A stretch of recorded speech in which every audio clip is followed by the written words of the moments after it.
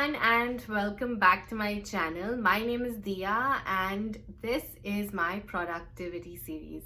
In today's video, I will be talking about how I get organized while working from home. Before we start with this, I'd like to put in a little bit of a disclaimer. What I'm about to share is absolutely my personal life and what I have done to make it better. You may or may not relate to it at all. Your situation may be completely different. I don't have children. I don't have a very busy or noisy environment at home. So my situation is quite different from a lot of you. But I hope that the things that I share today are able to give you some sort of ideas or inspiration which you can incorporate into your busy lives. Having said that, let's get into the video. Now, I get distracted very easily, and so I personally don't prefer working from home, but this situation is such that I don't have a choice. I prefer to go to an office where the environment is such that you work and you're focused. I feel that I manage my time better when I'm in an office environment. Now, in an office, you have designated areas for everything. Like you have your workstation, you have a cafeteria where you can go eat, chill. Some offices even have a completely different area for fun and games. You have meeting rooms, conference rooms. But when working from home, all this is being done in one place. Your personal and professional lives collide and create a whole bunch of chaos. To avoid this, I came up with a few little tweaks in and around my schedule. First thing, cleaning up. Now, I have said this in a previous video that I do not like to work in a cluttered environment. I feel like my brain also gets cluttered and my creativity just goes away somewhere. I have to always have a clean environment so that I can start work with a fresh mind. When I used to go to an office, I wouldn't really have to bother about doing my bed because obviously my bed's not going with me to office.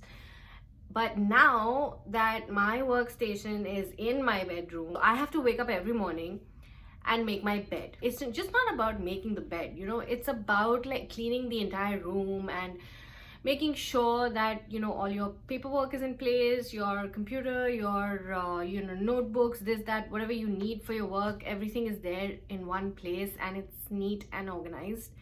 That if you have to do that in the morning, it's extremely stressful. At least for me, it is stressful. I don't know about you. But so I was like, I can't deal with this early in the morning. I started cleaning up after myself every night before I went to sleep. So that when I wake up in the morning, the only thing that I have to do is make my bed. And that becomes much more simpler than handling an entire room of things, and then you just keep procrastinating because it just looks too intimidating and you don't want to do it. I mean, it's not exciting work. So, and then eventually you just delay, and then things pile up. Morning routines is the next thing. Now, I know you might have seen a lot of YouTubers talking about morning routines, and they have like such complicated and long ass morning routines that it just sounds way too intimidating. At least I feel very intimidated about doing all of this in the morning before anybody else has woken up in the house. Like, come on. Okay, and some of you may have also tried it. I have tried to try it, but it's just a bit too much for me. Okay, like for example, okay, waking up at 4 a.m. in the morning, it's beneficial for a lot of people, like especially if you are someone who starts work really early. You have a family, you have to do things in the morning, you need to wake up early, and that makes absolute sense. There are people who actually enjoy waking up at 4 a.m. in the morning, and to each their own. I mean, like, yeah, please go ahead if that's your thing. So this thing didn't really work for me, and I realized that over time it wasn't sustainable for me. What would I do? Like, I didn't have anything exciting to do once I woke up. And well, checking emails isn't really the funnest thing to do when you wake up. And I was like, it just doesn't work for me. And where I live at 4 a.m. in the morning, it's pitch dark outside. It's not fun to wake up at that time. I decided to tweak this and find a balance that works for me. Now, I didn't want to do 200 things once I woke up in the morning. What I did was I decided on a self-development book that was positive, gave me a lot of motivation, inspiration, and I selected an audiobook. I based my entire morning routine on that. What I mean by this is, if I'm listening to Atomic Habits, it on Audible it's about 5.5 hours. So if I wanted to finish that book in a week, which I usually do, I read a book a week, I would have to read for about 45 minutes to an hour if I want to finish it between Monday and Friday. And my work starts at 8:30 in the morning. So I would wake up at 7, listen to the audiobook for an hour, and then I would have 30 odd minutes left, wherein I would start planning my day, writing my to-do list, catching up on emails, admin, filing type, organizing work that I needed to do. By 8:30 in the morning, I would be ready to start work. Now, some of you might be going like, oh my god, how can you listen to a book? Why aren't you reading like a physical copy of the book? I completely get it. I'm an English lit student. I know the appeal of a hard copy book. I'm not a fan of digital copies anyway. But with self-development books, I have two or three reasons why I prefer to listen to them. Firstly, because if I had to read something first thing in the morning, I wouldn't get so far. Secondly, I would probably fall asleep. And I like people telling me good and positive things early in the morning, and that keeps going on in my head throughout the day. And lastly, it kind of gets a little difficult to carry around a book everywhere. Like, it's annoying. I mean, I'm lazy, I know. Whereas if you just have earphones on and your phone in your pocket, you can listen to it while brushing, while using the loo, while making your tea. It goes around with you, so you're not like stuck in one place and you have to sit down and read with a light and all of that. Especially if other people in your house are still asleep. I think it works better for me. This routine of mine is going to be only till end of August, and then it'll change because from September my university starts again, the fall term starts again, so I will have to incorporate my classes, lectures, reading, assignments, and all of that. I have to factor it in, and I have to see how I can optimize my time. So I will probably do another video once I figure out what the hell I'm gonna do during that time. Your situation could be completely different than what mine is. Now, I don't have anything else much going around early in the morning, but you might have kids, you might have other family members that you need to take care of, or you might have different housework or your office work. You might be starting early. Whatever your situation is, I would recommend do not copy somebody else and their morning routines, because it will most probably not fit into your situation. Just see how you could best organize that time so that it's exciting for you. It's not like, oh my god, I have to wake up and wash 200 dishes. Then it's not exciting. You will not want to wake up. You'll not want to do this. Just try to incorporate something exciting for you, which you like doing. I like reading self-help books. You don't have to do that. Just see what you like doing and figure your morning routine out. You do not have to listen to anybody. The next thing is managing time. Now, I don't know about you guys, but when this whole working from home thing started, my sense of time completely got distorted. There were several layers to this problem. Firstly, I would completely forget about taking breaks and eating. I would literally forget about having lunch because I would be so engrossed in doing something that I would realize that I haven't eaten anything till like 3-4 p.m. in the evening, and then I'd be like, oh, I didn't eat lunch.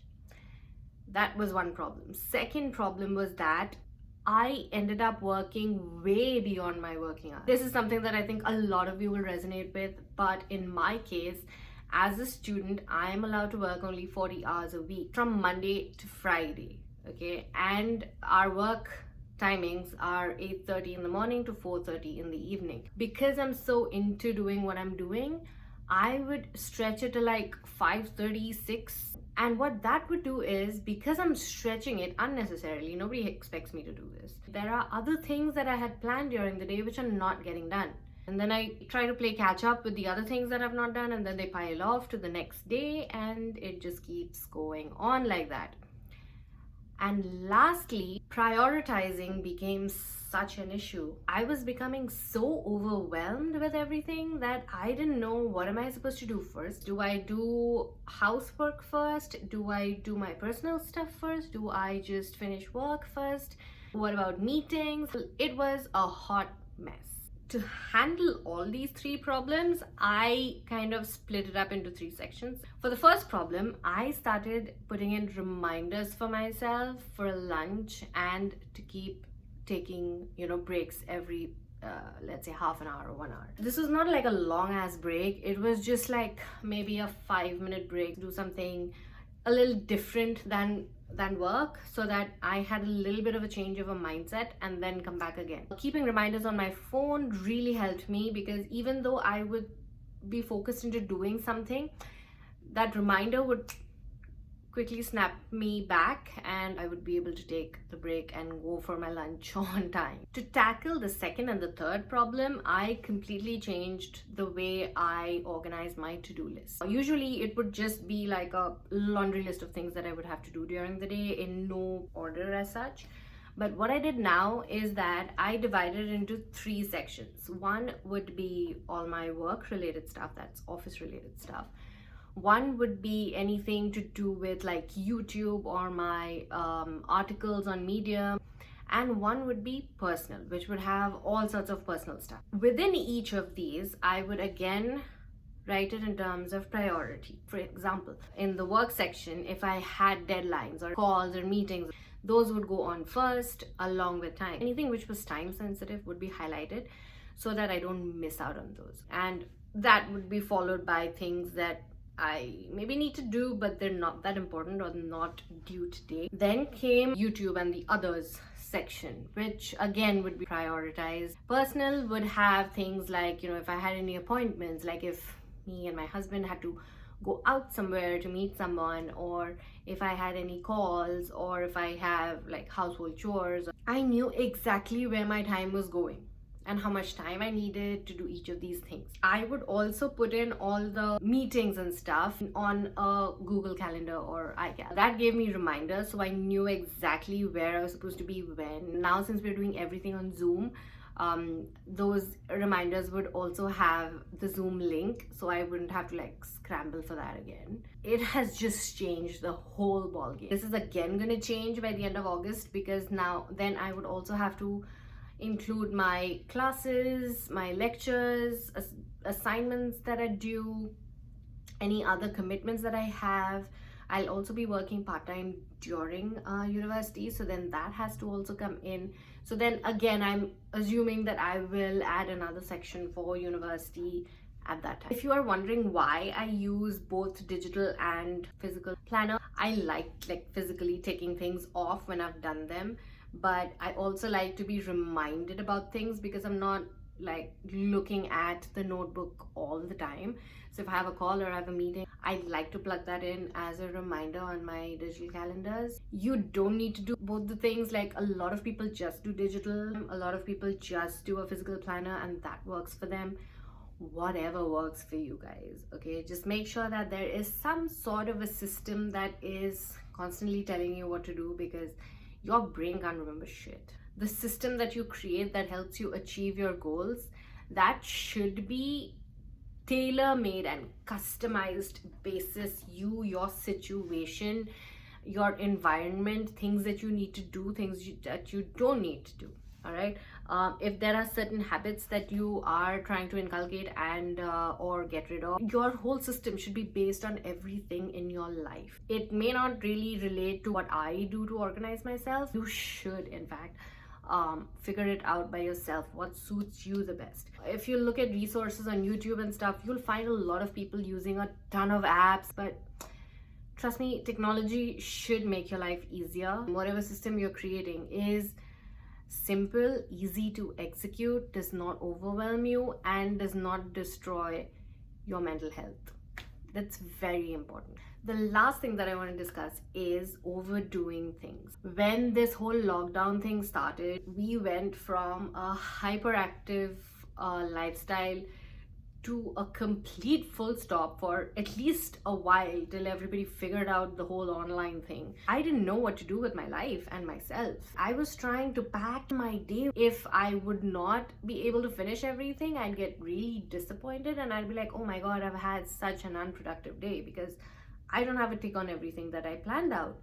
But slowly I realized that this is just burning me out. I'm not getting anything done. And that's when I realized that being productive isn't about doing 200 things in a day. It's about doing things that are actually contributing towards the life goals that you have. That might be devoting an entire day doing just research for maybe a product that you're trying to launch, or just reading a book, or just doing self-care stuff, just spending a day with your family. That is also productive because it is making you happier, right? Doing things that you love doing, like if you have a hobby and you spend an entire day doing that hobby, it's inspiring you to be creative, to de-stress. It's making you more productive. I know a lot of people think that doing a lot of things in a day, making sure that each minute of your life is calendared, is being productive. It really isn't.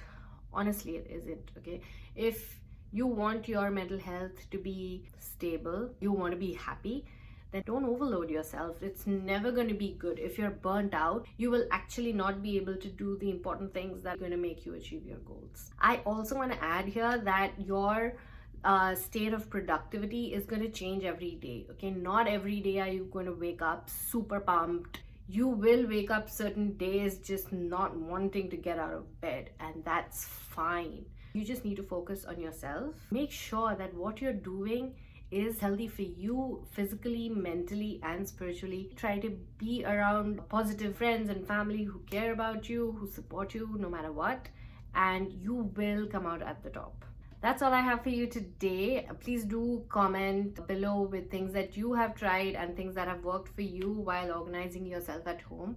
If you've liked this video, if this video helped you, give some ideas and inspire you in any way, then please give it a massive thumbs up. It'll mean a lot to me. If you haven't already, please subscribe, and I'll see you in the next one. Bye.